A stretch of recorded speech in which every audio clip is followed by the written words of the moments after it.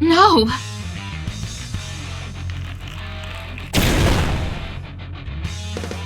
The bronze beast coiled about Raziel's body to entangle her while his fire-clad twin stood guard as an impregnable wall. Didn't run your strength for about 3 minutes, Raziel slowly turned her face our way. Our difference in height had suddenly been reversed. I fell onto my knees as she looked over me from above. 3 minutes? I'm gonna kill you! And once I've done that, take my free time and remodeling Raziel's mind. As Samael let out a faint giggle, she gently let the edge of her scythe blade touch my neck. 20 seconds. The fallen angel stared at me in confusion. Seconds? You mean how long I'll take for Raziel to escape? No, it's the amount of time I need to crush you. Not a bad joke, if I do say so myself. There's one little problem with it. An apparent human like you survived his head being separated from his body? She held a sharp, frigid steel, aloft as her lips contorted into a twisted smile, eyes shooting wide open. You can be shy like a repeating an old random show tears. You help me find out, will you? Would not make it in time. After raw speed, we closed a distance in a mere second, yet she would bring her death sight down upon my head in less than that. The fallen angel Samael could easily be capable of such a feat, in which case, I used this timing to exceed your expectations. All it came down to timing. Even against godlike speed, one could properly read the opponent's movements. They could be intercepted. Even a blow as sluggish as a tortoise advanced would lay a clean head if the opponent saw it coming. God of Thunder! Takumi Kazuchi! Transforming each cell of my body into a generator, I produce electricity internally, then amplify through magic the speed of my legs, the swing of my arms, and the muscles in my rear are gaining 5 times their previous velocity. I closed the distance between myself and Samael before she could bring her sight down. The combat style of choice was Jeet Kune Do, although I felt uncertain whether or not angels or fallen angels had any vitals to be struck. Either way, I had no time to lose. A blow to the solar plexus, another to the air deliver, and a fierce elbow strike to the jaw.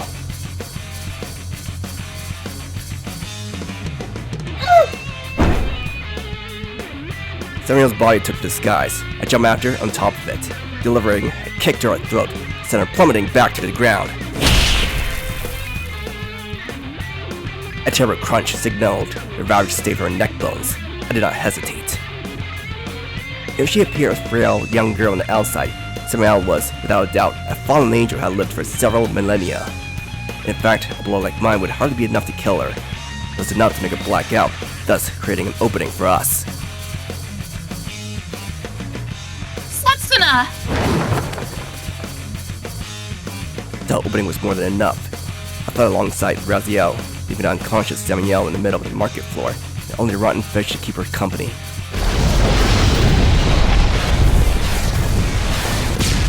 As we left, Raziel scorched the entire marketplace, letting her sacred fire consume and return all to ashes.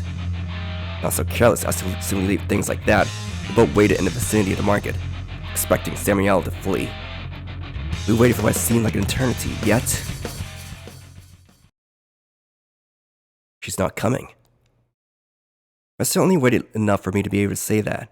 Raziel, too, wore a puzzled expression. I'll extinguish the flames. There's no way anyone could survive this with only minor injuries. Raziel snapped her fingers, instantly banishing the fires of throne. We searched the mountain of rubble that once was the Tsukichi marketplace. I found no trace of Samael's body, only blackened marks on the ground. Probing for any magical artifact, our art activity proved fruitless. We did not search after blowing the rubble clean away, but found no body this time either. Raziel may have excelled at detection, yet even she had to admit that the only 2 living beings on the 5th stratum were us. In other words, Samael must have perished for certain. She died easily, without leaving a single trace behind. all too easily. Can you believe this? Raziel stared at the ground, hesitating a few moments before speaking up. I can't.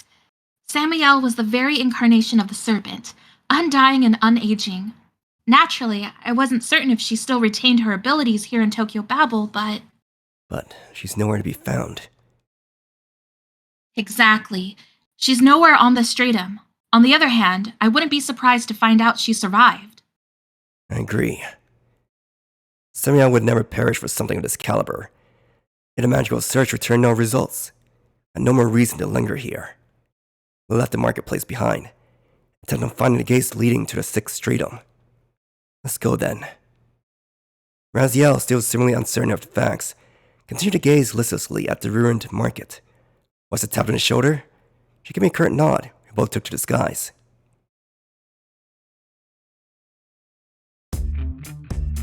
Shortly after the 2 have left,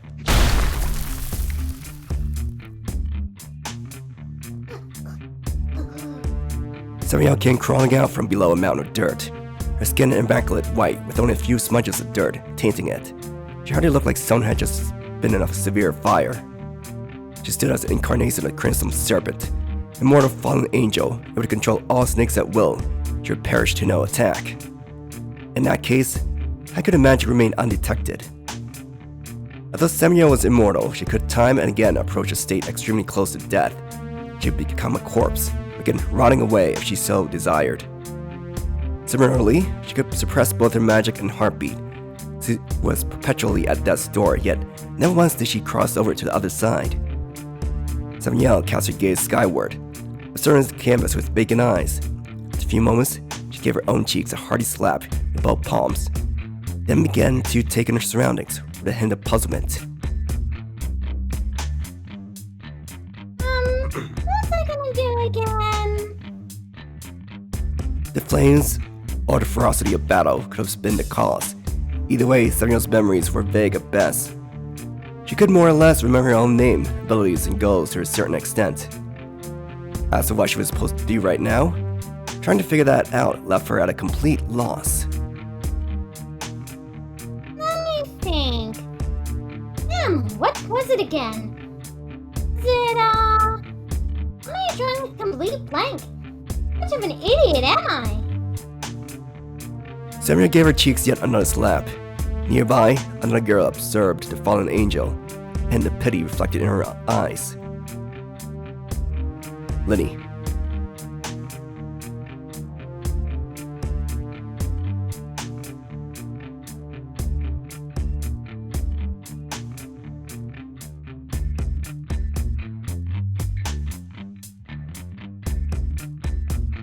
Liney. By any chance was the capture of Raziel, as well as the decryption of the cipher Raziel, your primary objective? Samael spun around to face the sudden newcomer, sight at the ready. However... Oh, it's just you. Samael let out an exhausted sigh. The girl standing before her now was the one she would never forget. Eve. Samael's very own accomplice. Have you failed? Eve spoke up in uninterested tone. Yeah, I'm not trying to make excuses, but there's just something wrong with my body. Eve met Samael's embarrassment with a vague nod, leaving it unclear whether or not she knew the reason behind the fallen angel's failure. Well, that truly is a shame, isn't it? Sure is. Eve calmly lifted her arm, pointing a finger to visibly surprise Samael. What's wrong, Eve? But there's not much we can do about your deterioration. I'm certain the next Samael will be more successful. Huh? What did she just say? Just as Samael was about to inquire further, the sheer surprise at the explosive crunch coming from within her own body was the final thought Samael experienced. she appears to be deteriorating faster and faster, so there really is a limit to it. Samiel's body had literally burst open. The only reaction Eve showed towards the grisly spectacle was a wary sigh upon noticing a chunk of flesh stuck to her clothes. I wonder if I'll be able to get the stain out. A moment later, she was gone. All that remained were the scattered lumps of flesh, littering the vicinity, and even those would soon melt to dust, be carried off by the wind.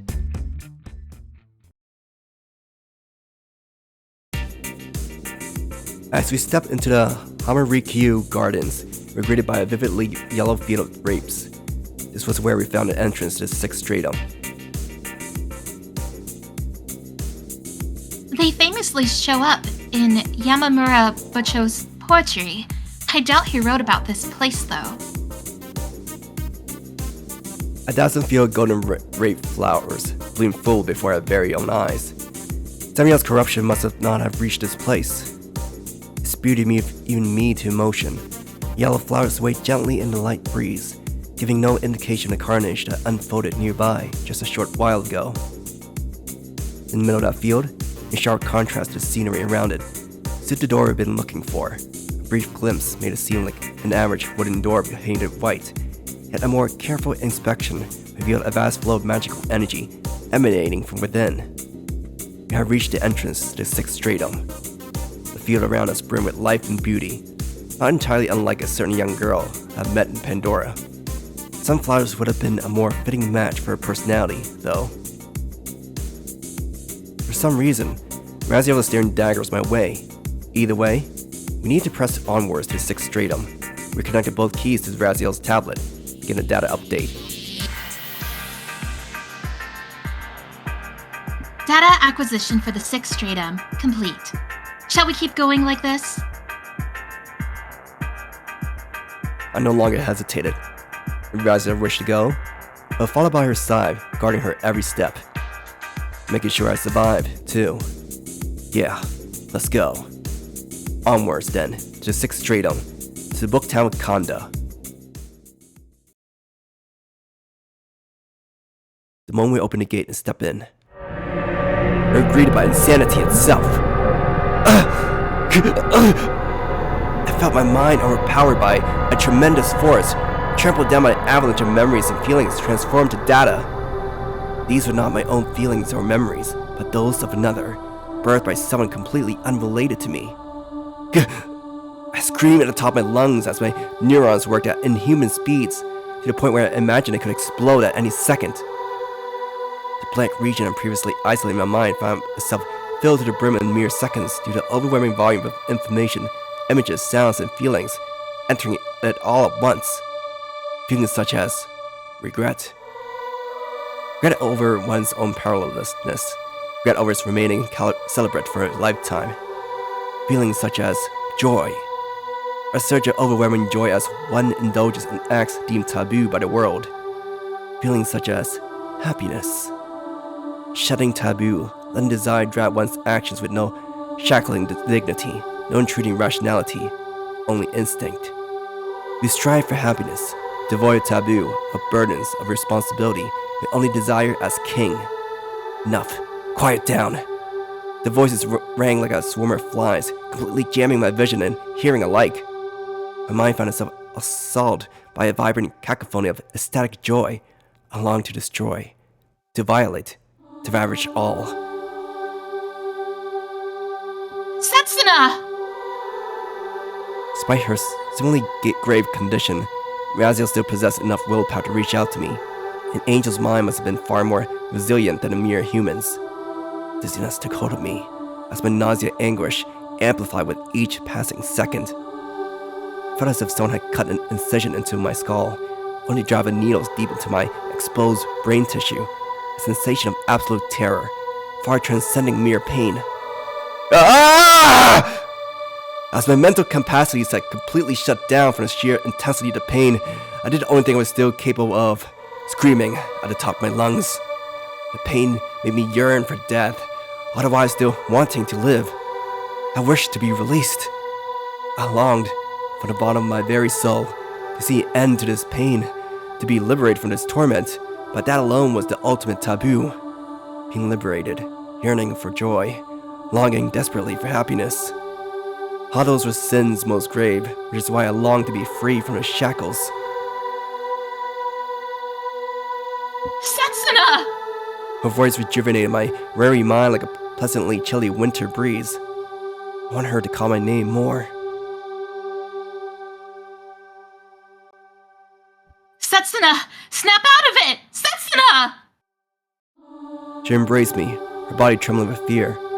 Did she fear for her own life or mine?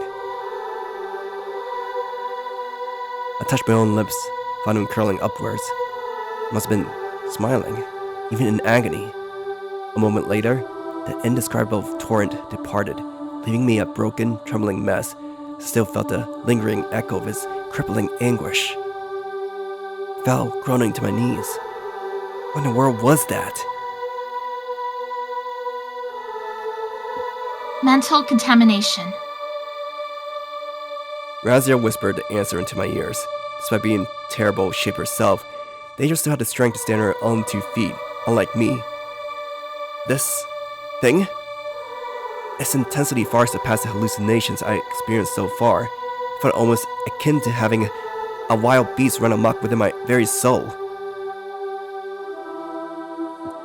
We know it's hard, but we have no choice but to endure it. What happens if we can't?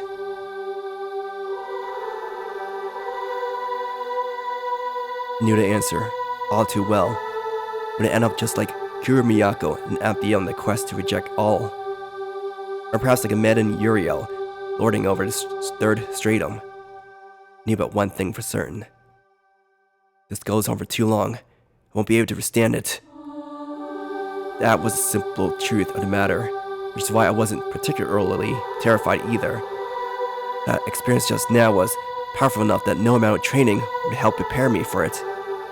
If all I had to do was face was crippling pain, I could still bear it. Could have taken refuge within my own heart, blocking out the outside world. However, this kind of mental contamination was different. For as long as the door stood ajar, I could be invited in. Forget everything. Forget yourself. Be at peace.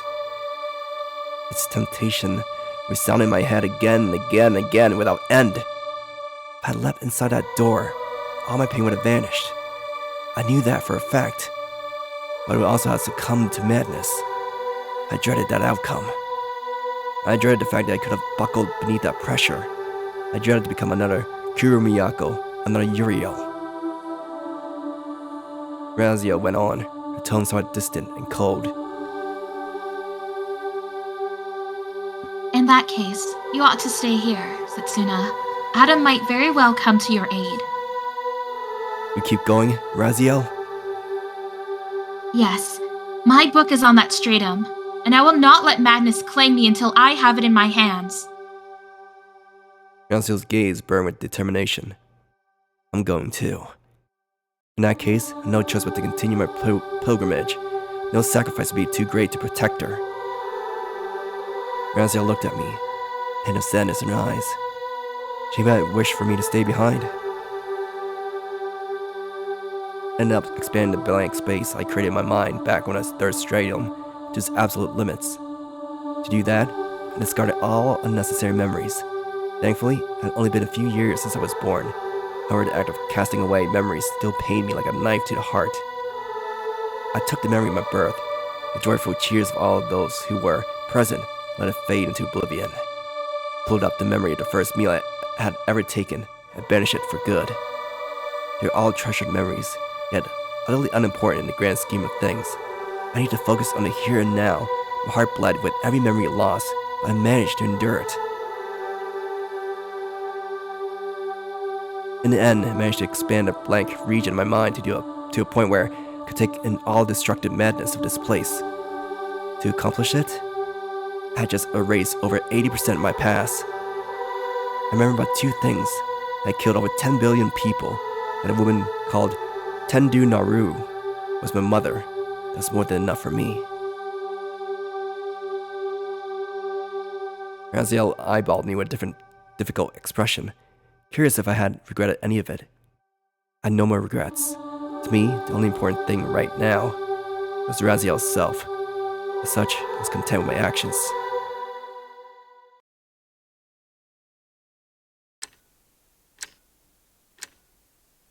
Tick-tock, tick-tock. Incessant ticking of a sizable antique clock echoed loud and clear in Kugutsu Sorami's ears. It's been several hours since they lost contact with Tendo, Setsuna, and Raziel. Lilith and Sorami decided to return to Pandora, while Adam and Eve proceeded to explore the fourth stratum. Sorami reported the day's events to Astaroth, exhaling a desire to mid-sentence. Lilith was helping Kamiel come up with a counterplan of sorts. In all honesty, Sorami would have wished to join them as well. They cannot be on the fourth stratum. That much is certain. That place is still under the rule of its master, Oshiba Hagane. A moment.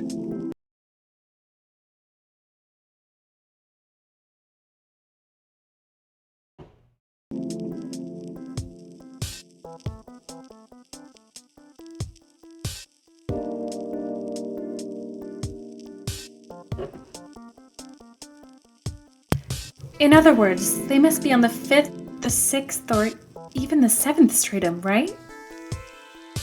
There has been no precedent of any humans ever to reach those strata. Still, let us hope they will be the first to do so.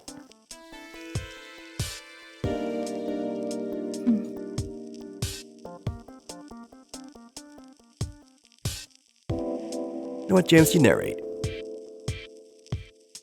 Sorami suddenly recalled what she had been trying to ask. It wasn't anything urgent, but she felt this was the best possible time to bring it up. Is something wrong?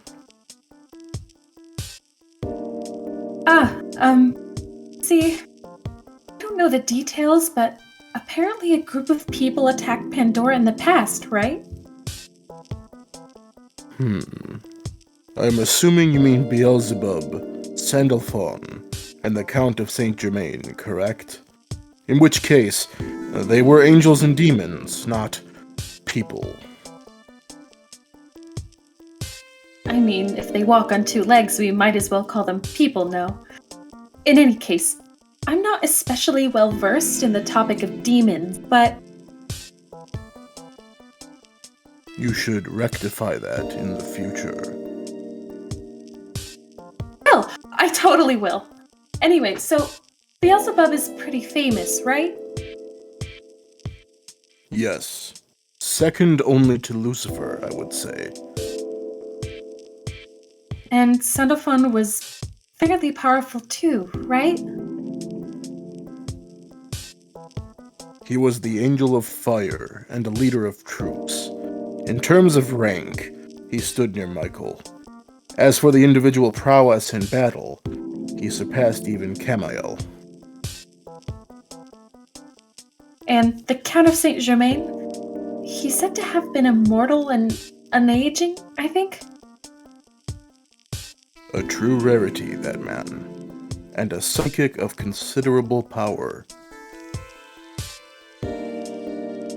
And how far did their group make it? Astaroth sighed, leaning back in his chair. I remember the day. God's will is just, and so is our crusade, they cried in voices filled with joy. Their group was our single best hope for opening the gates of heaven. But they failed. Indeed they did.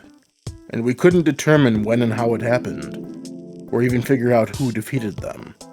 Those were turbulent times, truly. Turbulent?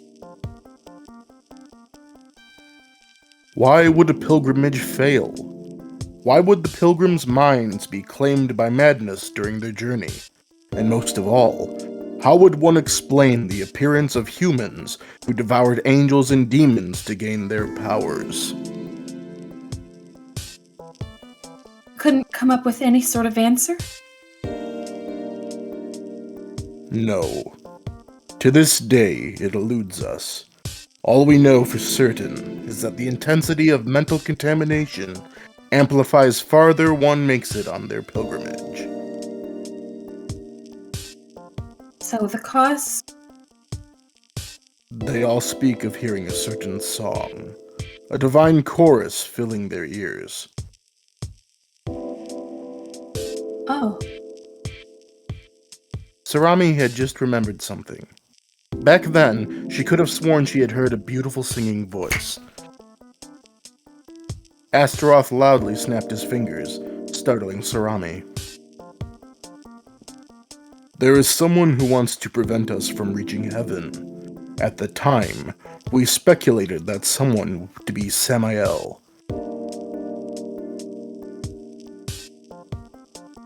Kemael. Is that someone related to Mr. Kemael? Astaroth allowed himself a short giggle. Heavens no. Samael is the fallen angel who tempted Adam and Eve with the fruit of knowledge. A serpent who harbors the love for mankind and hatred towards God. She loved her? Like men do their dogs as pets. However, she's the kind of owner who would break the leg of a dog unless it obeyed all her commands, or strangle it to death if it ever dared to bite back. It's not really keeping a pet, but rather full-on slavery. Either way, we suspected her to be the culprit behind all of this. Contamination, you mean? Indeed. Which is why we thought the best course of action would be to send an angel and a demon to whom Samael would not pose a threat.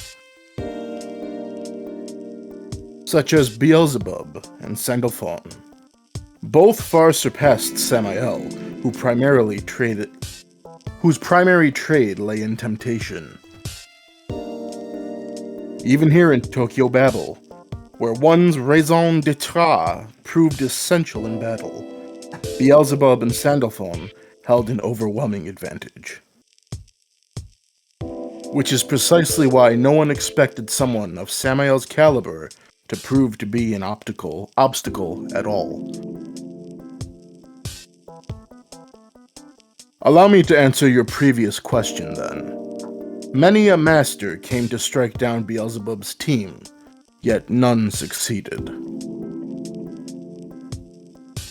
And when they reported the downfall of the fourth stratum's master, we all were ecstatic. None before them had ever made it that far, you see. However, we lost contact with them soon after. Around the same time they reportedly began heading for the fifth stratum. Makes the fifth stratum the end of the line, basically. I cannot say for certain. We couldn't even determine whether or not they had made it that far. In other words, no one witnessed what happened afterwards. Huh. Astaroth nodded. I never would have expected Samael to surpass those three in power. When the three returned after a pilgrimage of 10 days, they were far beyond the point where they could be reasoned with. Astaroth's gaze grew distant. Sorami understood in a heartbeat that the Demon Lord was remembering the day in question. They died. Each and every one of them killed. We mobilized all our forces from both sides and prevailed. Could what we did really be called a victory, though? We were all at our wits' end, wrestling with exhaustion. That might very well have been a day of utter defeat for every side. Astaroth's final words lowered to a whisper. Hasn't been anyone who toppled the 4th stratum since then? That is correct. As time passed, the 4th, 3rd, and 2nd strata were all overrun. When a master took control of the 1st stratum, we somehow managed to stifle their advance. Oh, that's the incident I got caught up in. Yes. You did end up inheriting Gethel's eyes, am I correct? Yes. I have yet to put them to good use, though. The gift might have been wasted on me. Sight is an increasingly vital characteristic for humans, demons, and angels alike. However, we only ever see what we wish to see. You, and even myself. If you desire to put those eyes of yours to use, make an effort to look straight at what you don't wish to see. Was my explanation a bit too cryptic, perhaps? No, it was super duper easy to understand. Thank you very much. Anyway, I'm sorry for disrupting your busy schedule. I'll be on my way out now. Flailing her arms around in a panic, Sorami hurriedly left the room, eliciting a sigh from Astaroth. What an interesting human. Had things turned out differently, she might have been the one to open the gates of heaven. A tragedy, really. Astaroth found himself wrestling with the same thoughts even since he ascended to the position of Pandora's leader. A decision must be made. Should the residents of Pandora keep going in circles for all eternity, or carve open a new path? A difficult task for Astaroth himself. Practically impossible, in fact. An unpleasant thought nestled itself in the back of his head, howling but one thing. Keep going in circles. Embrace the eternal cycle. Should they choose a hollow, fruitless path, or take the one offering terror and despair? They needed to choose one or the other. As much as it pained Astaroth to admit it, both roads would lead only to destruction. Tell me, old friend, how would you view it? He recalled the Archangel in question, a dear friend he fought to the death. He was both here and nowhere. The angel who, despite knowing Astaroth was a demon, still greeted him with the same cheerful smile. The memory of his departed friend tormented Astaroth still, loneliness sharp as a blade of steel, plunging into his heart at the very thought.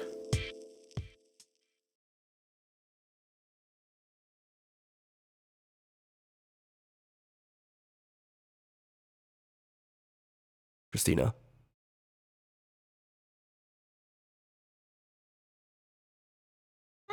My, what a long face. Astaroth steeled his expression once again. Samael, who had just appeared out of nowhere, hopped atop the Demon Lord's ebony desk with a mischievous giggle. Long time no see, Astaroth. Oh, wait, I should go with nice to meet you, huh? Astaroth smiled, granting the fallen angel an understanding nod. It makes no difference to me, really. Oh, let me see. My memory's jumbled mess. Why did I come here again? Astaroth flashed a bitter smile. This was the 4th time he had heard those words. Won't you tell me where Raziel and Tendu Setsuna are? Yeah, about that. I fought them, and then... Samael's gaze grew vacant as she repeated the same phrase over and over like a broken record. They defeated me were the words she was looking for, no doubt, yet her mind refused to readily admit such a fact. Astaroth decided to guide her thoughts in the correct direction. Well, the outcome of the battle hardly matters. I'm far more curious about what became of Raziel and Tendo Setsuna afterwards. Oh, alright. Let's see. Made it to the 6th stratum. Astaroth nodded. The 6th stratum, as I recall, was the book town of Kanda. Ah, right. Raziel's book is on that stratum. By the way, aren't you guys gonna be in deep trouble if Raziel gets her hands on that too? Perhaps. No, right? We should make sure not to let her. Huh? Wait, wouldn't it be beneficial for me if she got her book back? She was contradicting herself. Samael tried desperately to form coherent and logical thoughts, yet her efforts were akin to attempting to piece a broken vase together with glue. It was already broken, the damage had been done. Her attempts were futile. You won't really get anywhere unless Raziel decrypts the book. Samael nodded, understanding what the Demon Lord had meant. Adam should have toppled the 4th stratum right about now. I can't force you into the role of a villain forever. Villain? Exactly. You are the enemy who secretly plots to destroy all of Tokyo Babel. You plan to rule heaven, crush hell, and cast every parallel world into the fires of ruination. That is how it must be. You're right. It's been my goal. However, you're entirely too frail. I know not if that fruit is to blame, but it's clear your prowess has gradually been deteriorating. Your mind will inevitably collapse. Astaroth, what are you talking about? I have no idea. What's going on? In the end, you are nothing more than a serpent crawling in the dirt. Your only talent is the art of temptation. Astaroth touched Samael's forehead with a finger. Suspension. Hey! Samael simply froze in place with her mouth still partially open. She looked almost like a lifelike doll. James. A moment of your time, my lord. Adam sent word that the 4th stratum had fallen. Lucifuge, after having materialized out of thin air, supplied his master with a brief report. I see. Tell him to meet me once he's returned. Oh, and dispose of this. I have no more use for it. Lucifuge nodded, disposed of the body, then vanished himself. Once he had confirmed that he was truly alone in his room, Astaroth let out a long sigh.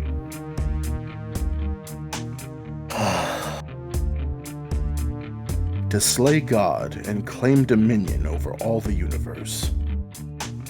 A painfully simple motive. If only such a thing could satisfy him, life would be leagues simpler indeed. But reality was different. Conquering the world or slaying God mattered precious little. All they had left was the soaring purgatory of Tokyo Babel, drifting ever onwards. And the only thing Astaroth was capable of at this point was to oversee its continued existence. Even as the world crumbles around us, We stand in firm defiance of the apocalypse, myself included. The Demon Lord exhaled a deep sigh. How did it all come to this? Could it have been her fault? That angel's? Or his own? Or perhaps the blame lay with a certain love-struck angel.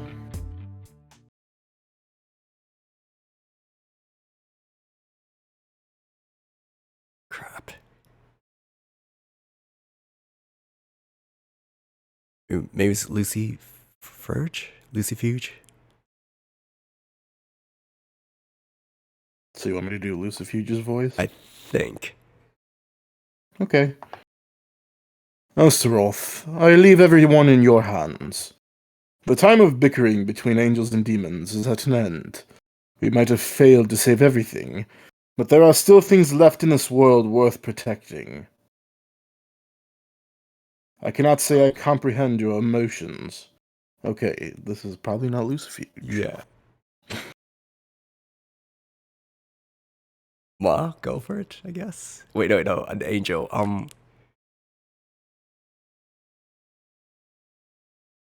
Narfi?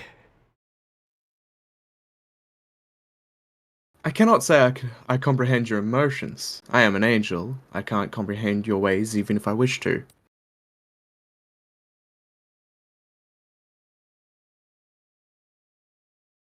You can keep going with the narration. Indeed. It is exactly as he had said. I carried heavy sins. Do it. Go ahead, Astaroth. If I have regrets, then they're all about you. You alone, Astaroth. Rest well, fucker. Ass. Whoa. The soul was akin to liquid. As it dispersed into a vast vast as an ocean, it would inevitably vanish and disperse into nothingness. Should one lament such a thing, or celebrate it? The answer had eluded Astaroth, no matter how much he dwelled upon the question. Yet that was the only thing left to the Lord of Demons, his own thoughts.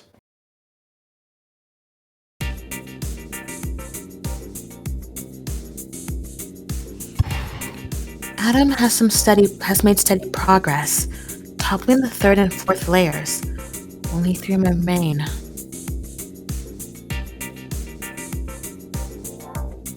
Well, you narrate too. Okay. Adam accomplished what no one could in the past few years. Whether this was due to Adam's own worth or that of Tendo Setsuna, who went before him, proved a difficult question to answer. Nonetheless, angels and demons alike received the good news with much celebration. So Setsuna and Raziel weren't on the fourth stratum either? Lilith nodded, her expression turning grave. Everything from the fifth stratum and onwards is uncharted territory. We've no idea who the masters are, or if those strata even have masters in the first place. All we know is that Beelzebub's team was claimed by madness sometime after making it through the fourth stratum. I'm getting kind of worried. Me too. On the other hand, they had something more important to worry about right now. Lilith forced herself not to say that out loud, though. The vast majority of angels and demons believe that by opening the gate of heaven, all their problems will be solved. That once they could hear the word of the released God, everything would be alright. Yet Abdiel's final words still weighed heavy upon Lilith's mind. He claimed Astaroth was plotting something. How could anyone plot at an apocalyptic time like this, when every living soul with no other options to cling to should instead make an effort to join hands in cooperation? Say, Sorami, if you were a powerful angel or demon in a situation, with some scheme or other up your sleeve, what would it be?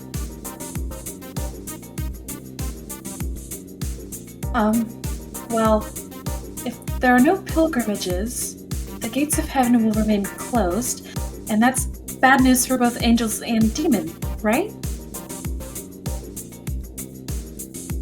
Pretty much. Which is why no one in their right mind would think to. In that case, is there anyone who wouldn't want the gates of heaven to be opened? Someone who wouldn't want that? Nonsense! If the gates remained closed, they would all end up wandering endlessly aboard Tokyo Babel. That wouldn't last forever, actually. There was a finite number of angels, demons, and able humans residing at Pandora. Fathering children here would be impossible. Sorami nodded enthusiastically at Lilith's explanation. So,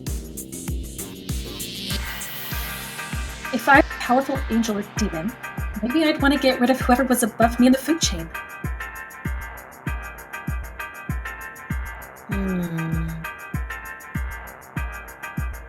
Would they truly harbor ambitions so base?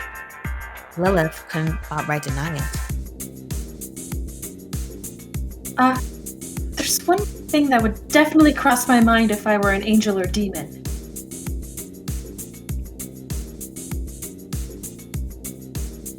And what's that? Sorami flashed a devilish grin. Despair. I despair at the thought of being locked out of heaven and not being able to return to hell. It would drive me insane. There was an ominously terrifying ring to those words. For a brief moment, Lilith found herself scared of the girl who would think of something like that. And then, what would you do? Once you've tasted despair and utter hopelessness, what then? Sorami went on, boldly proclaiming her answer. Be obvious? The destruction of all life, complete and thorough annihilation, out of hopelessness, you see? Lilith came to an unpleasant realization. The lives of angels and demons were equal. Death wouldn't mean the end of all things, but simply yet another resurrection. Wait, that was only how things used to be. This was precisely why Lilith and all the rest viewed their present situation with fear and anxiety. Life here was no longer eternal. Once they died, that would be the end of it. Death here at Tokyo Babel truly meant destruction of all life. They could return to neither heaven nor hell, and although wounds could be healed, a life once lost could never be brought back. When viewed from another angle, this situation was the only time where anyone could permanently destroy an angel or a demon. Suppose that Astaroth succumbed to despair, or that Kamael found himself obsessed with death. Or someone entirely different, anyone who desired complete destruction.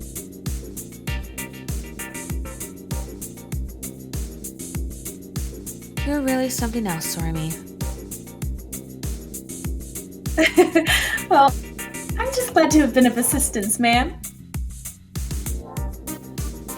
A nervous giggle left Sorami's lips.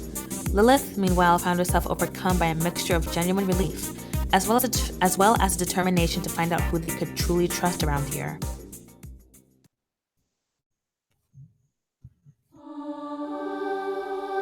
Joining hands with Raziel, I walked down a pathway leading to the sixth stratum. The waves of mental contamination had yet to cease. While they no longer echo as powerfully as before, the aggravating murmurs still lingered in my ears. Not least to this. Clenching my teeth, I stared straight into the eyes of the hopeless, desolate reality unfolding before me. This was reality. The hand I still held was no lie. The sensation of her skin against mine filled me with the strength to face the terrors that would await us. Like a link between souls, I did not know if Raziel felt the same way. With my eyes, she was certainly the only thing that kept me going. My book. Raziel uttered a word like someone talking in their sleep. You're almost there, Raziel. You'll soon have your book. Thanks. You think your memories will return? Angel timidly shook her head. I'm not sure. What could I have written in that book? Was it something endlessly simple? Or perhaps something more terrifying than we could ever imagine? The Sefer Raziel, one of the most important tombs in existence. And Raziel's own raison d'etre is finally within our reach. Please, hold my hand tight. I poured more strength into my grip, to the point where I feared it could hurt her. Solitude filled one with terror. With two of us, we could prevail. Was that all it came down to? You're hurting me. Raziel's words came as a soft whisper. Sorry. It hurts, but it also puts me at ease. So keep holding my hand like that, please. Just as I was about to loosen my grip, Raziel ordered me not to.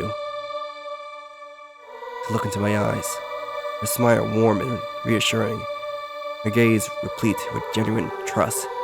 I wished from the bottom of my heart to keep her safe. Let's go. Yet I couldn't find it in myself to put those feelings into words. It was a vague attempt at self-control, accompanied only by a peculiar surge of emotions in my chest. I must have been embarrassed. I pushed the gates open, wrestling with that one thought.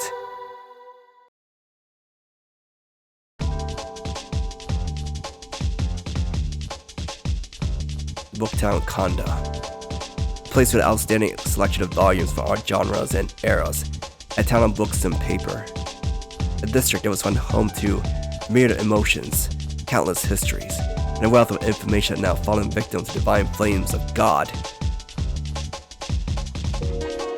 Uriel. Raziel uttered the name with palpable melancholy, determining Uriel as the culprit in mere seconds. But why? The answer was all too evident. Had succumbed to madness, ascended to the sixth stratum, and allowed his tidal wave of fire to consume it all. The stench of burnt paper and scorched books lingered in the air. Memories, information, knowledge, all lost in voracious flames, like a microcosm of mankind's fall.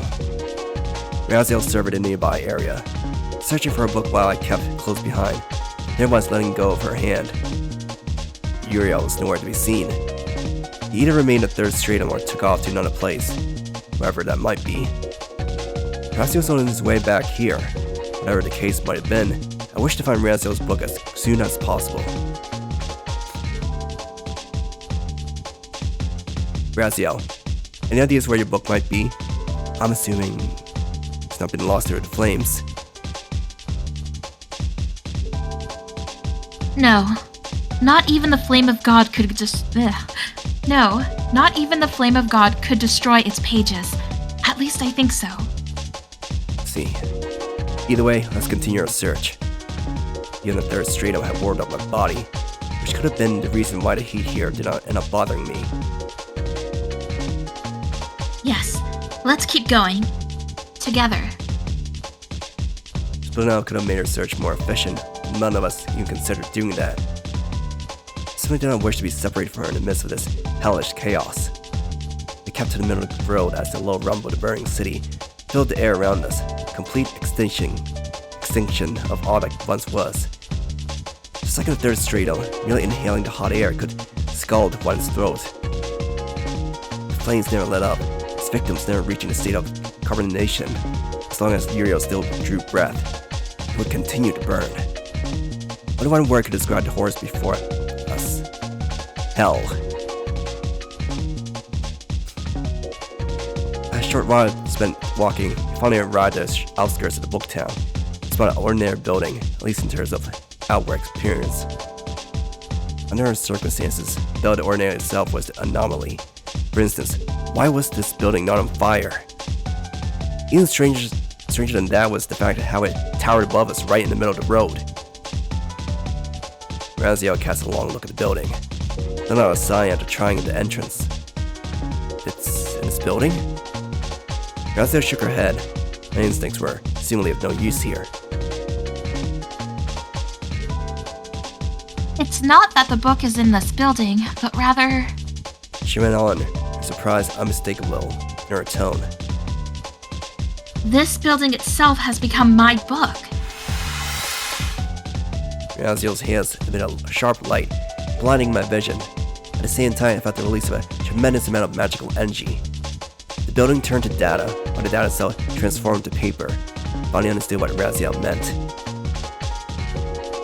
There were pages, countless number of them, all inscribed with myriads of letters, making up the outer walls, interior, and stairwells of the building. This is my book, the Sefer Raziel. Still finding myself dumbfounded by this revelation, I uttered the first thing that came to my mind. Taking this back home won't be easy. It'll be impossible though. Someone seems to have read my book, scattering all the compressed data. Sefer Raziel recorded all knowledge since the dawn of creation. For that purpose, a new kind of compression method needed to be put in place to encrypt and seal away the information contained within. However, someone appeared to have broken that seal, attempted to read the book. According to Raziel's own theory, once this compression was unraveled, the book must have automatically taken on the form of this building. Give me some time. The compression procedure should take about 30 minutes. At the moment of hesitation, Raziel let go of my hand. I felt the pain and loneliness of having been cut off from the rest of the world. Quite a severe wound, if I didn't say so myself. I had no choice but to wait for Raziel to finish. Other than ceaselessly raging flames, the vicinity was calm and quiet. Unlike in the case of Third Stridum, the only things burning here were books. If I remained vigilant of the mental contamination, things would turn out just fine. I made myself believe that. My head had been throbbing with pain for a while now, yet I convinced myself it was all just my imagination. I quarantined all the syrupy sweet whispers that beset my mind in overwhelming quantities in the blank space I had previously created. Reason, intellect, logic, morals, thoughts, fury, determination, composure. The whispers assaulted all the emotions I need for combat. Theirs was an alluring surge of overwhelming joy. I cast it all aside, erasing it, weeding it out by the roots. I need none of its joy, for it's the rapture of beasts, the exhilaration of the savage. Yet my mind still would be under constant invasion. How much longer could I withstand its sweet melody? My confidence grew even weaker with each passing second. In that moment, I felt a sudden jolt. There was a splash of frigid water against my mind. Duck. Ignorance. Complete and utter ignorance. No willingness to learn.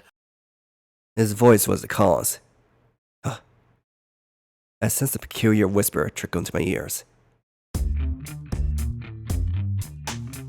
You refuse to learn, shedding your thirst for knowledge in favor of ignorance is bliss. His was unlike the whisper the mental contamination had been weathering up till now. And that is fine. That is how it ought to be, unless you wish to buckle under despair. You are a slave by birth, yet you must not allow yourself to despair at that fact. Remain ignorant of the true meaning of terror. Once your eyes open the truth, it is far too late. Madness shall claim you, even if you attempt to turn your back on it. The truth will engrave itself upon your mind. Who are you? I have no name, yet once they called me Uriel, the Flame of God, a title that no longer holds any meaning.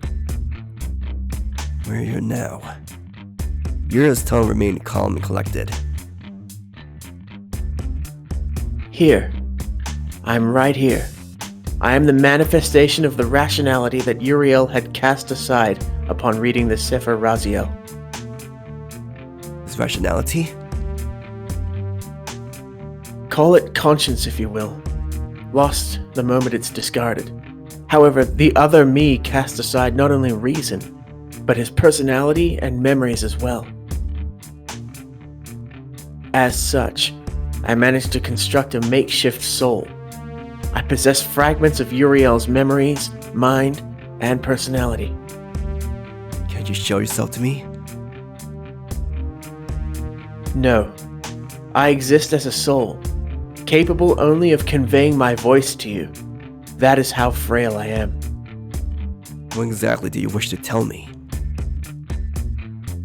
Something very simple. I want you to kill me. There's not a hint of concern in Uriel's voice. Know that. All too well. However, I wasn't able to defeat you. True. You have yet to discover the reason for your own existence, a fact that troubled you greatly. I Raziel de Tra. I've been on my mind ever since I first arrived in Tokyo Babel. When I fought you, I turned the tables, made impossible possible. Was that someone else, then? Not at all. But you did not properly articulate it. One's raison d'etre manifests only when you utter it through words. I knew that, but still I couldn't find the words. Unless you find your raison d'etre, Raziel will perish. By Uriel's endlessly nonchalant tone, I got myself for a moment. Why?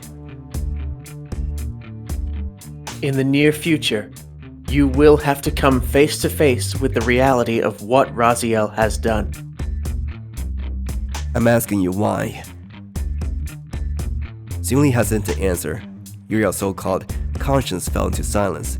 A few seconds passed and he went on, his tone rife with fear as he cried out.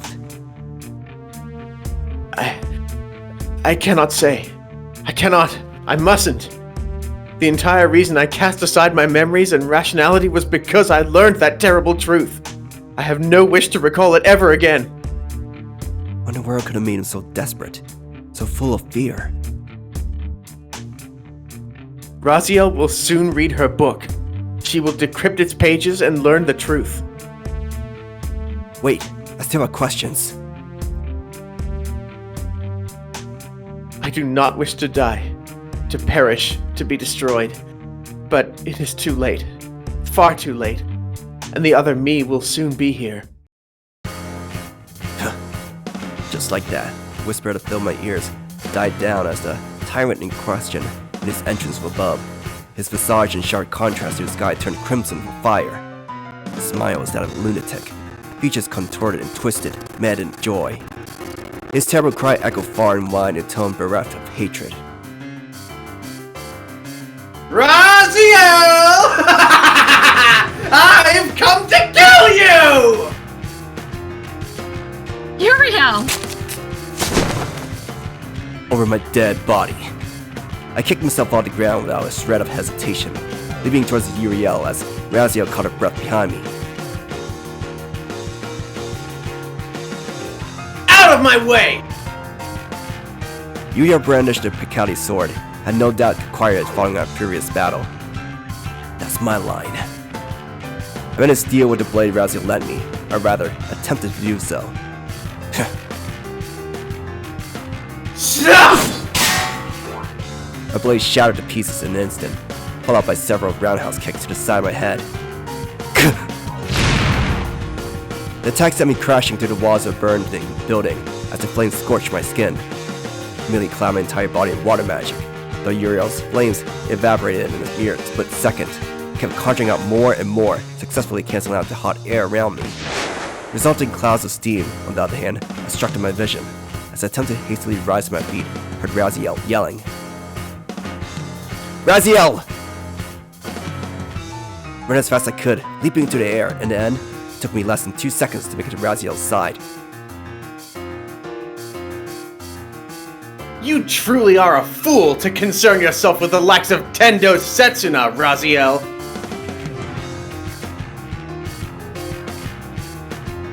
Hold your tongue!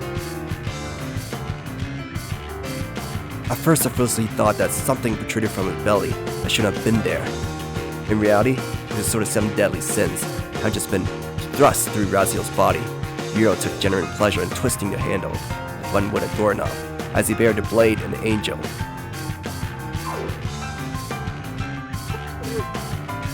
Following a brief stifled moan, Raziel collapsed on the ground. Fury welled up in my heart, an intensely raging volcano.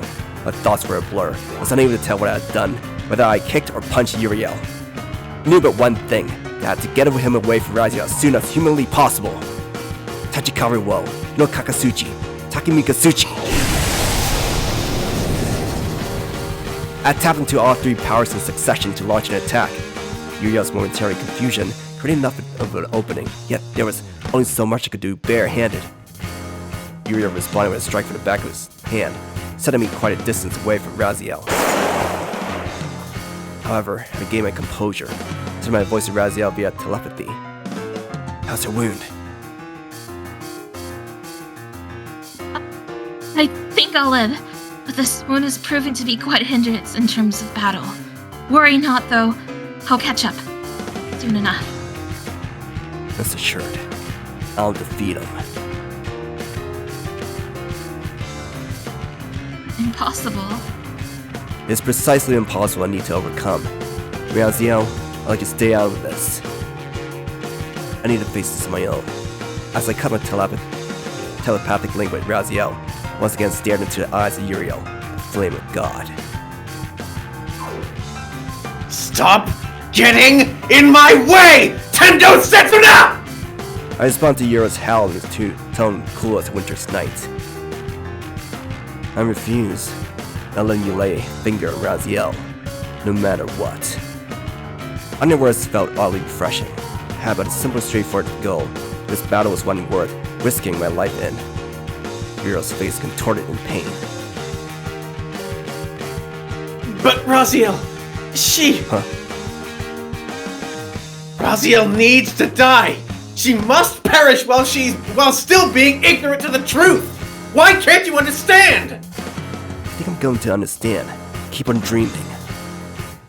Uriel cast aside his rationality, became a master. The manifestation of that very same rationality says something similar, that Raziel sheltered a certain secret, a cruel, terrifying secret. Yet Raziel herself was ready to face it, no matter how cruel the truth could prove to be, but nonetheless are part of her treasured memories. At the very least, her life was most definitely not in Uriel's hands, even if he was the manifestation of God's divine flame, one of the 4 master angels. Mark my words! Raziel will die by my hands! Don't tell him here to be our shield. Our objectives were polar opposites. Clashing in battle would be the only way to settle this. I had no weapons to wield, though if I did, I don't rely on them. Similarly, the arcane arts were at my disposal. That a fledgling magic user like me could never hope to match the prowess of the so-called Flame of God. Be it physical strength, stamina, speed, cunning, or willpower, an angel like him far surpassed me. The situation felt beyond hopelessness, and only terror and despair to await me. And yet, as I considered my options in vain, Uriel mounted an attack. To my side! Gluttony! The beast came lunging at me through the power of the Piketty sword, crudely burying its fangs like it always did. That won't stop me! I looked straight into the abomination's colossal jaw, piercing through his neck to exit through the back of his head before it could crush me with its rows of massive teeth. Uriel was right in front of me. Ah! Howling at the top of my lungs, I let my fist crash clean into the angel's face. If a strike didn't make him recoil ever so slightly, Uriel smiled. Things were apparently going his way. Come forth, golden sloth! A moment later, I saw my armor envelop a mass of molten gold. Some of the kind of inhuman swiftness that left little to no room at the time for any sort of counterpain. What amount he summoned was by no means enough to cover my whole body. The speed of Uriel's incantation was most certainly terrifying. So there's a way to utilize this particular beast. As a sharp hiss of sizzling gold echoed in the vicinity, I felt myself assaulted by pain of unbelievable intensity. The immediate reaction was to reach out my right hand and tear off my left arm by the elbow. The shock experience upon losing an arm remained minuscule at best.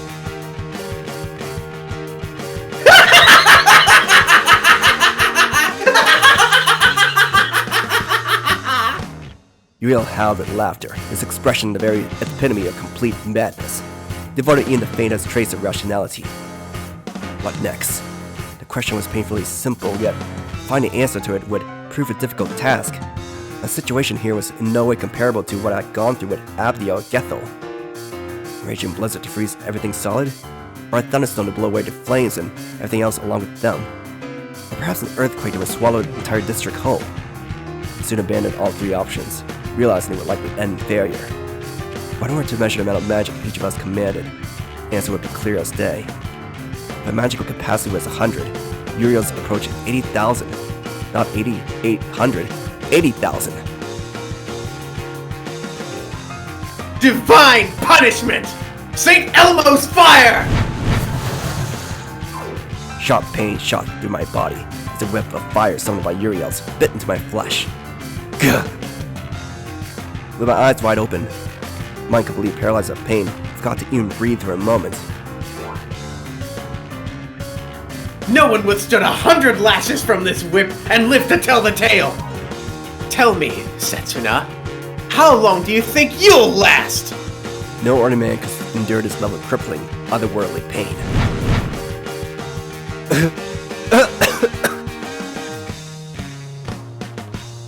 Alright.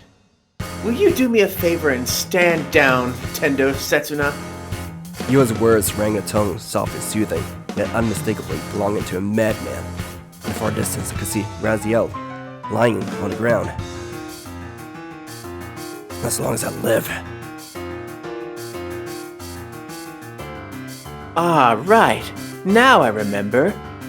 You won't give up unless I end your miserable life. I'm real sorry, okay? I tend to be forgetful, you see? I felt a lash from the flaming whip towards my chest. I'm so sorry! So eternally sorry! No, I mean it! I'm seriously feeling bad right now! The whip continued its terrible work without a moment's rest, ravaging my entire body. My chest, shoulders, abdomen, legs, neck, and face all felt the scorching pain as their attacks rained down on me without mercy. Not even be granted the small mercy of blacking out. The pain, its inhuman intensity, would jolt my consciousness awake. I heard of the unimaginable heights of pain a whipping could inflict on a person. That's especially true in the case of a punishment melted out by a master angel.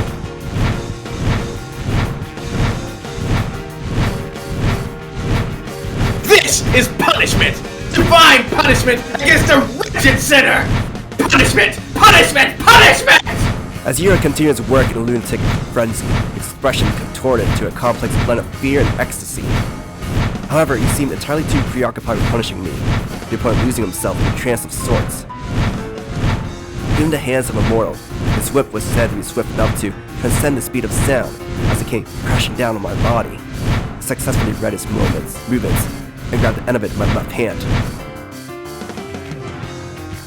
Let go of my whip! Uriel howled like a spoiled child.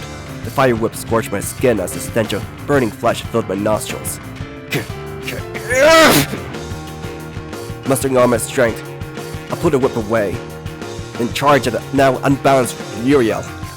With the same momentum, I smashed my head clean into his face. Impact was powerful enough to make me see stars for a few seconds. My left hand clutching the whip, my right torn clean off, where the weapons left to me were my legs and head. I stretched out my neck and struck again. You miserable imposter! The whip poured about my arm, ready to tear it off. I know all about you! You wear the skin of man, yet sought to transcend humanity! Uriel's whip definitely grimmed leg, smashing me into an asphalt brawl into nearby buildings over and over again. As my consciousness drifted farther away, the pain would drag me back into reality, tormenting me with his relentless assault. The fact that that arm is still in place felt like a miracle in itself. Possibly realizing that I no longer resisted, Uriel banished his whip and took disguise. His wings clad in azure flames, glimmering in vivid hues, birthing a scene straight out of a delirious daydream. Behold, ladies and gentlemen! I shall now carry out divine punishment! May his death be exquisite in its blood-curdling grimness!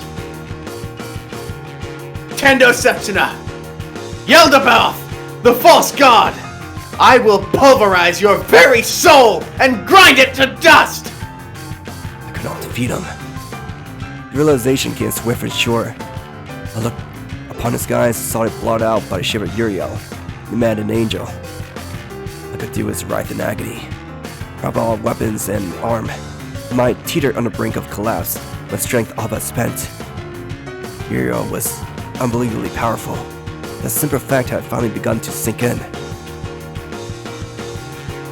Come forth, beasts of the seven deadly sins!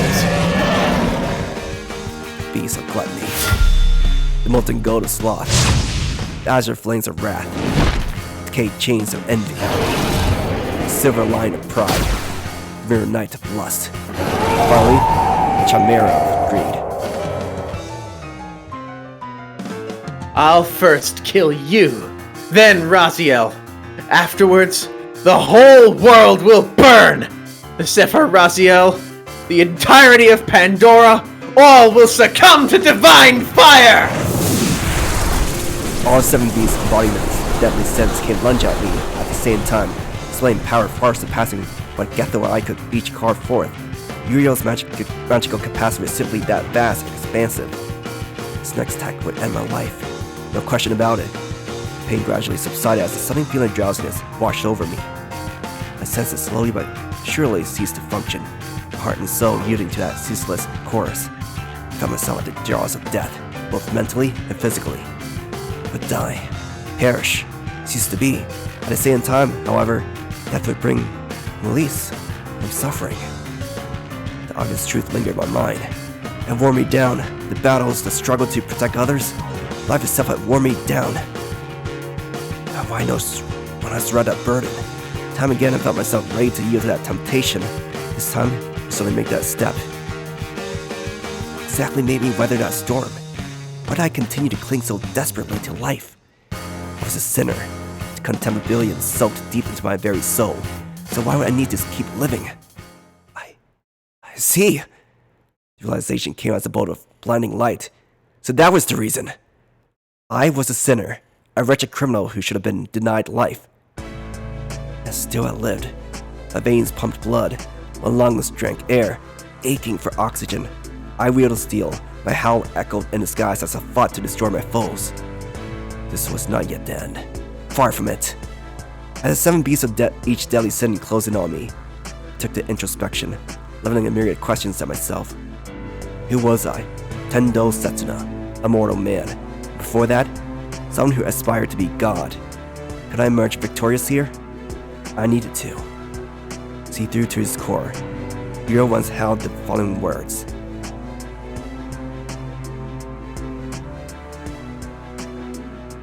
My name proclaims my raison d'etre. In short, I live as the flame of God! The fire is a god, born from a volcano said to be located at Tartarus. His duty was to judge a sinner, to mete out punishment with unfaltering composure and cruelty. To him, that duty meant the world, its composure, its cruelty, this divine fury. Unbridled rage, burning brighter than a firestorm, he would toy with and scorn all men indiscriminately, the core of his very essence remaining unchanged. Which is precisely why he could so overwhelmingly surpass me in his sheer prowess. The reality of my sins only served to fuel his strength. In my foolishness, I caused the deaths of 10 billion people. You had no doubt came to judge a far greater number of souls during his existence. In his eyes, I was a sinner, clear and simple. Would not prevail. No matter how fiercely I struggled, Uriel's raison d'etre was that strong, that clearly articulated. Could I display a raison d'etre to surpass his? My fate had been set in stone since birth. Even after that, I've simply been like a reed in the wind. When I fought to protect others, I did so simply because I've been ordered to. That's how I viewed it. I knew that now, all too well. I need to calmly recollect the first time Uriel and I met in battle. My very own life was on the line. The pulse of my heart echoed my chest as every beat proof that I was alive. This rhythm signified my will to live, survive, prevail, protect, endure, struggle, think, see, hear, touch, and smell.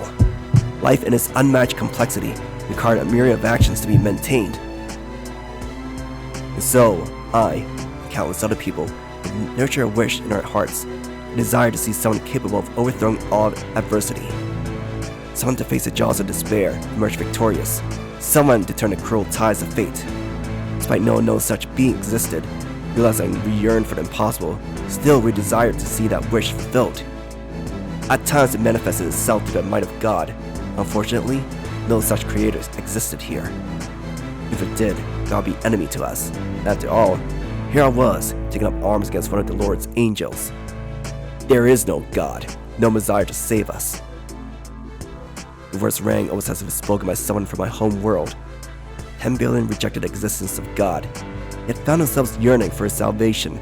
They wished for someone to save them, someone to help them. Like a valiant hero, a protector of all that's right and just, a conveniently omnipotent God. Indeed, I was created for that purpose, to save 10 billion lives edging towards the precipice of despair. My raison d'etre, when simply an act as ordered to carry out what was desired of me, was that my reason for being? No. I committed a sin. I felt guilt running out my chest. I believed I had no right to live. Yet, I'm an angel who willingly took my hand.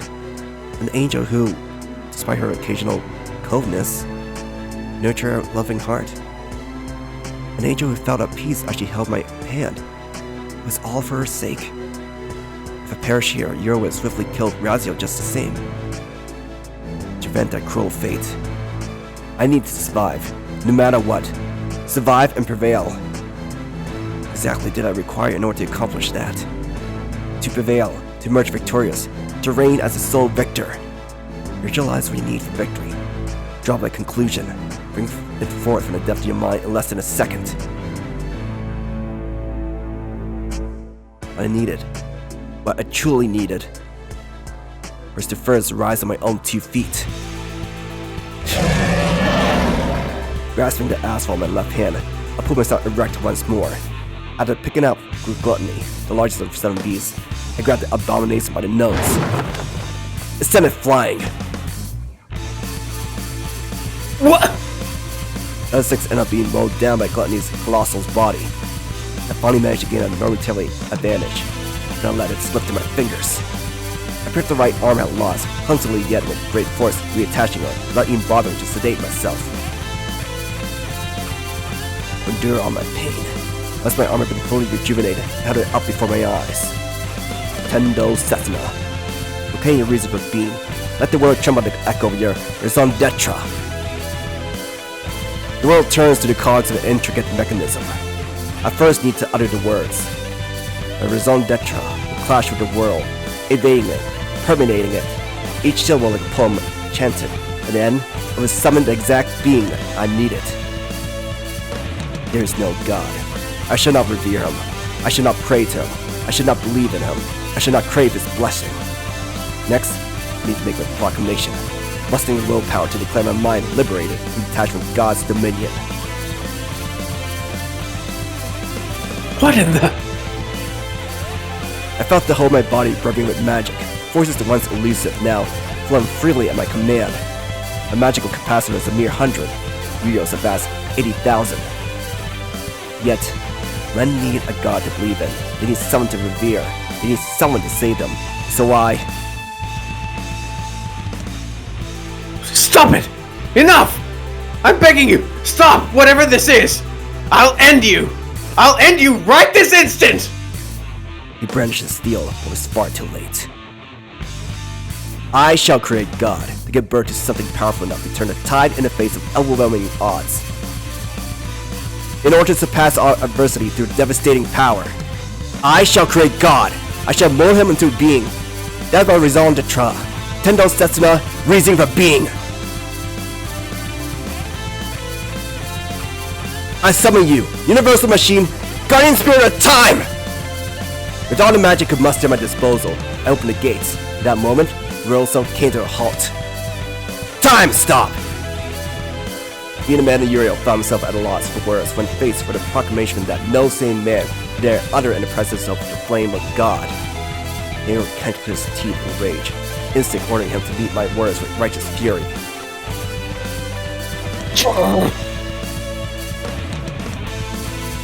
Know your place, mortal, else I'll put you out of your misery. I could not tell for certain if Uriel meant to utter such threats, nor did I care for that matter. The time has come. All beheld the descent of the ultimate machine, a king of amalgamated metal and steel. The soaring bastion of an island, its terrible shape blotting out the heavens above, a myriad pieces of scrap metal forming its rod parts, walls, and cogwheels. This realm gave home to no beings. When I stood in the middle, a messenger to the colossal leviathan of steel. For I stood here to proclaim my own desires, my own ambitions. His engines whirred to life, the booming roar, celebrating the advent of the machine kingdom. His name is Uriel, a manifestation of divine retribution, angel of light with a duty to punish the wicked. Construction of the ultimate machine that comes to its end. The birth of a weapon needs to crush Uriel now complete and finished. A divine instrument, arcane vessel, a sacred treasure. Or something even more supreme, something that transcended our meager imagination. Hark, sinner, for we stand present to condemn thee. What? The word sinner made Uriel recoil. To himself, an angel bereft of sin, be condemned as such was unimaginable. Hearing the words from the lips of a mere mortal, must have only added this insult to injury, yet I went on regardless. Thou hast sinned when madness tainted my heart. Thou hast sinned when his poison crippled thy mind. We condemn thy frailty, O brittle, rash soul. The kingdom of metal responded to my words. Condemn him. Let the trial begin like in the days of old, when witches and werewolves alike burned at the stake. He did that throes of the supernatural, a complete rejection of the arcane. The kingdom's blacksmiths are set to work, creating weapons and armor.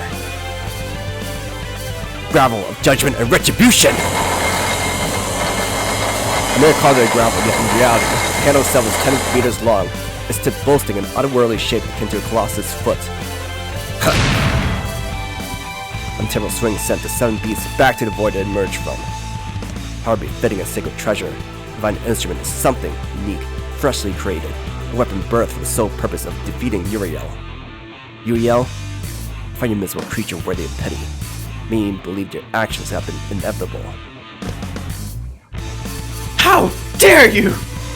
However, or should I say, precisely because of that, you must perish here. Embrace your sins and know oblivion.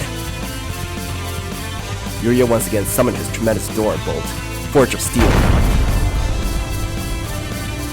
Sail of Tartarus! Uriel lunged forward, his body clad in divine fire. Our battle had begun anew. You and I spiraled downwards, piercing through the clouds during our descent. How dare a mere human judge me, an angel! Know your place, reprobate! The steel met my weapon with a thunderous roar of an impact, birthing a magnitude of sparks dancing in the vivid crimson of a meteor shower. So judge you, condemn you, as you are an angel, as long as you dare hurt her! I screamed back at him, allowing myself to believe I could overturn the impossible, no matter what shape it might take. No, it's not merely convincing myself. Our raison d'etre did make that very thing impossible, elevating me to monstrous heights in order to trample even over the most overwhelming of odds. To become the monster they called omnipotence. The most clash with colossal gravel and a violent impact. The battle was no longer a competition of raw strength, and instead, causing something akin to a sword duel.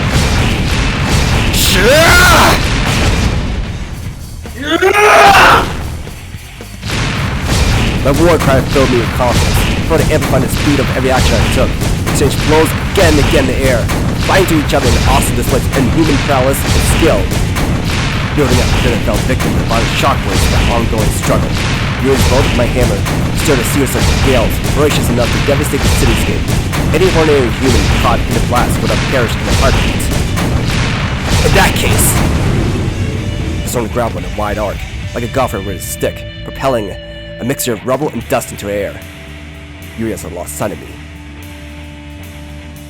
Where are you? Uriel looked in both directions, then naturally lowered his gaze to glance below. After all, that was where I had been lowered before.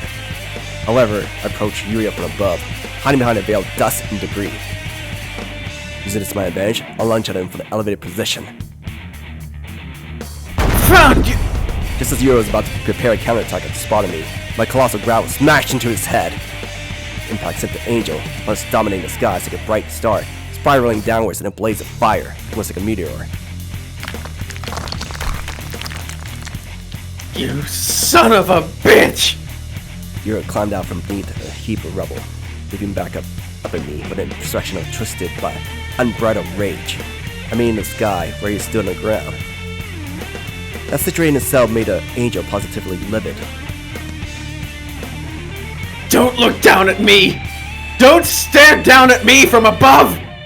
I am the Iron Fist of Judgment! My place is among the clouds! In terms of sheer scale, Uriel did indeed surpass Tendo Sesuna, overwhelmingly so. However, the adventure did not last long. Uriel too had finally realized it. The angel leapt back into the skies.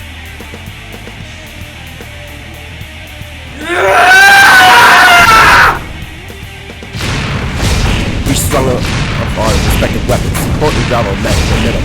They clashed, booming like thunder, sending violent shockwaves in the air. Both stake our very souls in this battle, leave us willing to yield as we continue to exchange blow after blow. Uriel was an angel, I was a mortal man. He was eternal and unaging, throughout their very constant growth. I was neither immortal nor unaging. If anything, my lifespan was far shorter than any ordinary man's. Which is why, to me, the constant growth was a power terrifying enough to move the world. A single strike, Uriel's eyes shot open in surprise. I could barely believe what he was witnessing. I was growing, adapting before his very eyes. Each attack I received, each counterattack I launched, with every single occasion where I escaped death by hair's breadth, I continued to grow. I kept understanding Uriel's strategy and combat techniques. However, my body could never stand the burning of it. The moment that thought crossed my mind, how the density of muscles grow. My raison d'etre was to overthrow the impossible, to turn the tide against overwhelming odds. I happen to lack the power to do that? We granted said power, even by force. My ordered brief vice will be eroded even further in the process.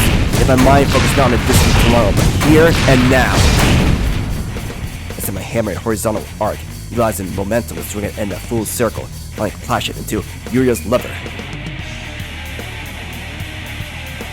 Why? Uriel's frenzy grew ever fiercer with every passing second. The sight unfolding before him was out of this world. He could hardly believe his eyes. At first could easily overpower me, but gradually I managed to fight him on equal footing, and now he's beginning to turn the tables. I like the angel's volcanic fury. My hand was a little cold of steel, intent on crushing his obstacle. The polar opposite of love. After successfully figuring out what Uriel did not wish to befall him, I acted without hesitation to carry out that very thing. I swung my tremendous hammer, aiming for his jaw and wings that once were deprived the angels. Missed his wings, but his jaw was slightly slower. The weapons grazed it. His gaze grew hollow for a moment, his body slightly wavering. I crushed him without missing my mark. Oracula Sibyllina! As a massive door bolt in his grip split to numerous fragments in a second, alongside of Uriel. Cut! You could no longer predict where you would lunge from. To the depths of hell with you! Before I could react, Uriel appeared behind me. He used fire wings like a jet thruster. Uriel moved in a straight, horizontal line to rapidly make his way behind me. He moved faster than I could turn around to face him. Am I struggling to register what just happened? Uriel sent me flying with a ferocious kick, with each fragment of his door bolt hot in my heels like a swarm of missiles. I needed to dodge in order to survive their attack by amplifying my defenses. A moment of hesitation would spell my doom. In other words, I need to launch an attack on my own. I analyzed the missile's trajectory. I calculated its speed. I made myriad calculations regarding distance, the time and the direction of impact, and numerous other factors. I drew up a conclusion, determining whether or not this was the correct course of action. I acted with impeccable timing. Knocked back a fragment. The fragment knocked back diverged from its course, hitting another one and causing a chain reaction. If my calculations proved correct, making me to move. If I did, I would only be putting myself in unnecessary danger. The fragments, a collage of volcanic projectiles, soared past me in the blink of an eye. I turned to face Uriel.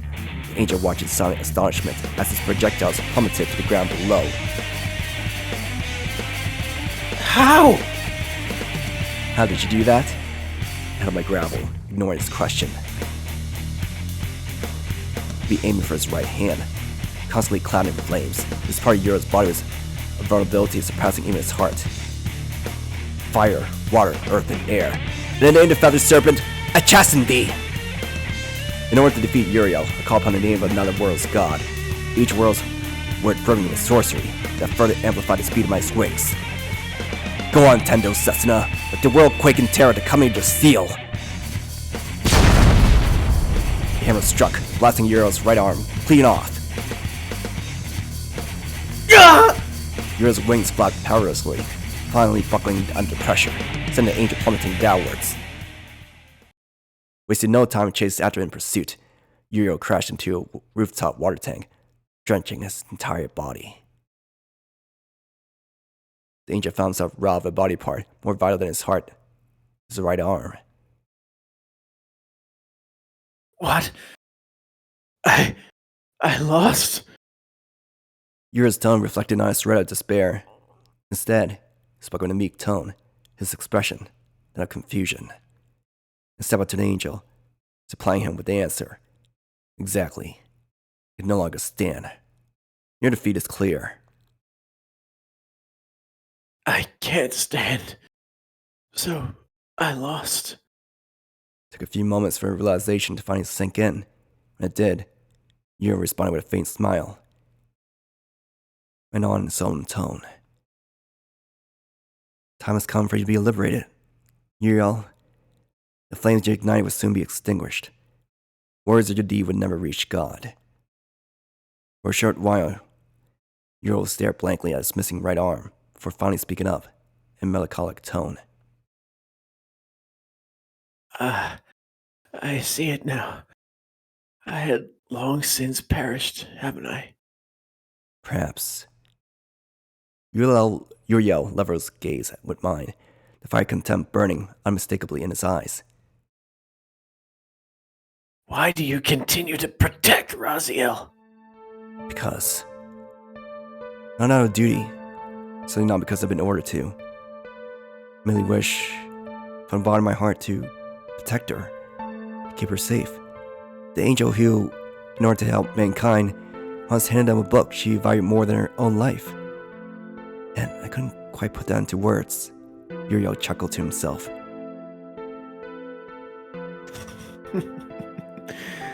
I was quite fond of her myself, but the fact remains that she sinned, and sins must be punished. She sinned? The reason I ended up like this was only partly because of the chorus. That book was also to blame. Save for Raziel. Uriel let out another chuckle, his expression, quite fittingly, that of a young boy fond of pranks. But I won't tell you what's written in it. Angel's body began to wither away. In his current state, he was like a mortal, his heart stabbed. Indescribable despair and anguish, his only companions. Tendo Setsuna, I do hold you in contempt, yet I must also express my gratitude. Gratitude? Why? No longer shall my past deeds haunt me in eternal death. Make no mistake, I dread whatever it is that awaits me. I do feel suffocated by that fear soaking into my very soul. But the fact remains that I've been liberated, and for that I owe you my gratitude. Uriel, what in the world happened in heaven? He sluggishly shook his head, his prior smile returning. Have I not been clear? I despise you who claimed my life. As such, you won't learn a thing from me. Stubborn to the very end, I see. Oh, I am. You may recall that I used to be an angel punishing the wicked. This is my punishment for you. I see. Not much you can do about it then. Yep, just accept it. The angel smiled with a child's innocence, his body withering rapidly, soon to be nothing but dust and ash. His soul, too, will cease to be for good. Uriel began muttering to himself. I see. It's all very clear now. So this is the concept of death unique to mankind. It truly is terrifying. Terrifying beyond belief.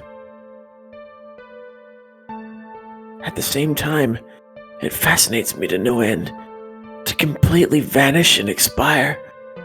Not once have I experienced such a thing. Uriel glanced up at the drifting clouds above, his expression rather that of calm acceptance than of dread. A few moments later, his gaze lit up with realization. Ah, I see. No one truly wished to die, did they? After a lifetime passing down judgment for mere different mortals, Uriel had finally come to realize that simple, enduring truth. The angel closed his eyes. His body began to fade. I was more than ready to be killed in this battle. It goes without saying that I should have anticipated an outcome like this. And yet, why do I feel this crushing sadness? Unable to bring myself to leave the angel, I stayed and remained by his side, witnessing his final moments. Tendo Setsuna, I have a request. If you hear me out, I'll give you something in return. What, exactly? Uriel pointed at the nearby Piketty sword. His blade stuck firm in the concrete floor. The Piketty sword. You can take it. I imagine you're going to need it in the near future. I decided to accept his offer. Thank you. What's your request? Uriel looked into my eyes, extending a trembling hand towards me. Your hand. Then as he asked, for one who used to be called the Flame of God, Uriel's hand felt painfully cold now. Uriel flashed a content smile. I wished to feel someone else's warmth. It belonged to the very man who fought him to the death. In truth, though, I saw him pass. The Uriel I gazed at now was the same angel he used to be before madness claimed him. On the brink of death, despite it being entirely too late, finally regained his lost sanity, morality. In fact, I'm going to give you another piece of information. What? This world is drowned in madness and desperation, more so than you think. And you cannot save it. No one can. What should I do, then? Who knows? Not me, that's for sure. Uriel let out a rattled chuckle. You've grown powerful enough to surpass even me, a seraph and one of the 4 master angels. And I lie here, defeated. It is not my duty to offer you guidance. Your future is yours to decide, Tendo Setsuna. Choose what to do and carry it through. Even if that may appear unrealistic now, you will one day grow to understand. Uriel's advice to be quite honest, felt vague at best, and I vowed to never forget his words, believing them to be of vital importance. Very well. I'm grateful, Uriel. Truly am. May fortune smile upon you. And you as well. After producing one final smile, the angel Uriel vanished for good. The ring picked up, carrying off his ashes. All that remained on the ground were spots of blood, even those disappeared within moments. With a chilling grip of sensation, masquerading as sorrow took hold of my heart, an elusive, overwhelming sensation I could only label as emptiness. As Uriel vanished, so did the gravel judgment I still held in one hand. Finally understood what my raison d'etre had been. The power encroached reality to trample upon overwhelming odds, whatever they might be, yet that very same power moved not for the sake of the many, as too trifling an existence to mention that. We used this power only for the sake of those I held dear, selfishly, arrogantly. However, that's how it could come this far. Due to the power of my raison d'etre, the power to hold judgment and condemnation in the face of overwhelming adversary.